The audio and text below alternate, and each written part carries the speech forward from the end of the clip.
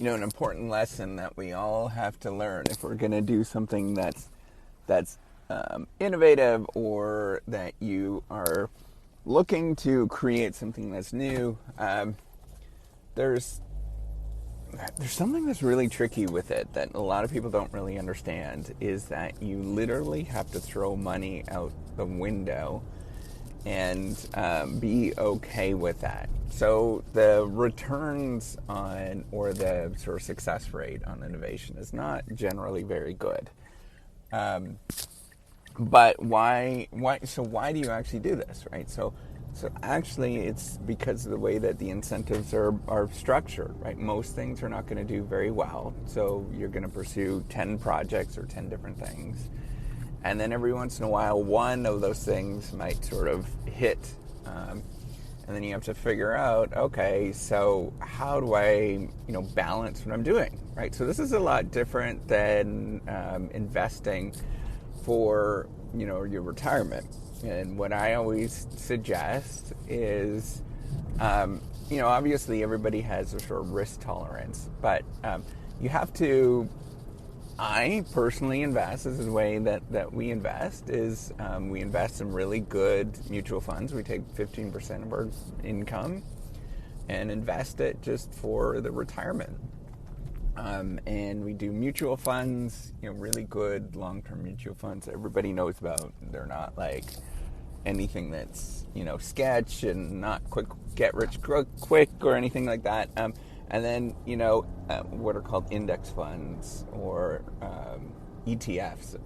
So basically looking at all the companies in the stock market, taking percentage of all of the companies in the stock market.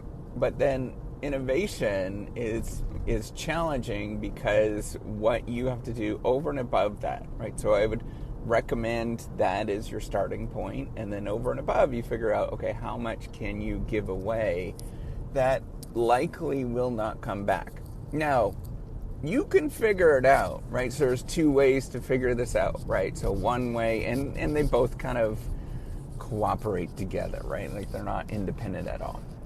The first thing is you kind of have to be a little bit lucky, right? There is some luck involved in the thing that you choose, in that you sort of place your bets on 10 different things, or 10 different ideas, and one of them turns out to something. That's one thing.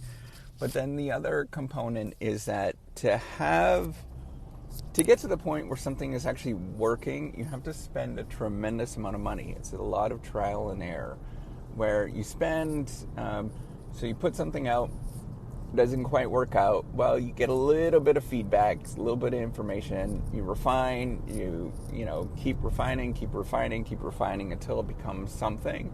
And it might take a long time, and that's the thing. That's why it feels like you're throwing money out the window, is until you get that sort of product market fit, the click, that things come together.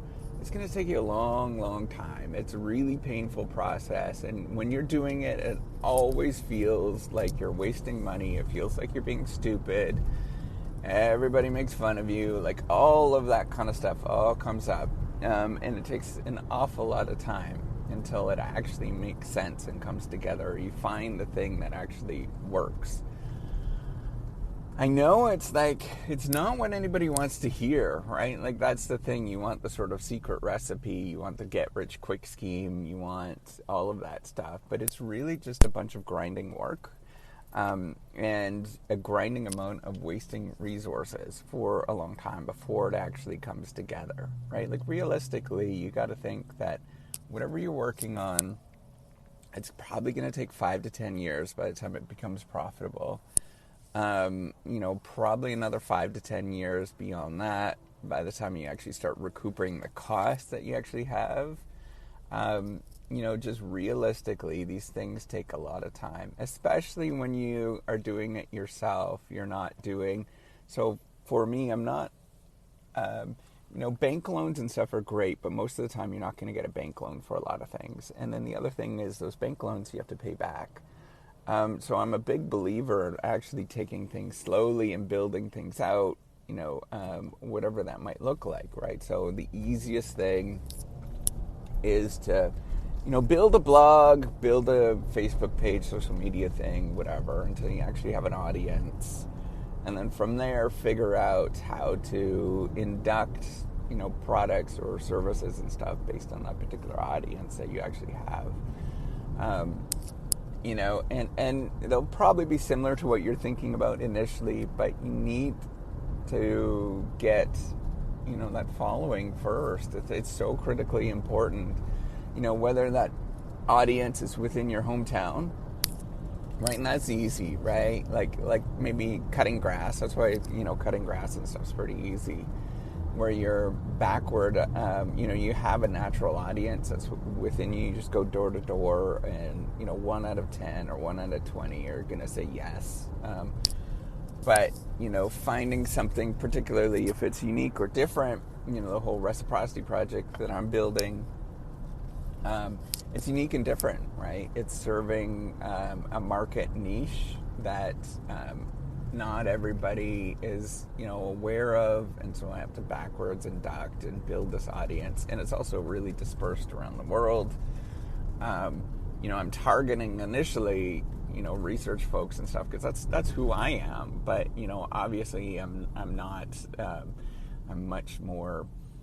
I'm thinking much more broader than that in terms of what it could do and what it is. And it's going to take some time to get to the point where it actually becomes a thing, right? And I have to keep deluding myself every day that this thing is going to sort of come together.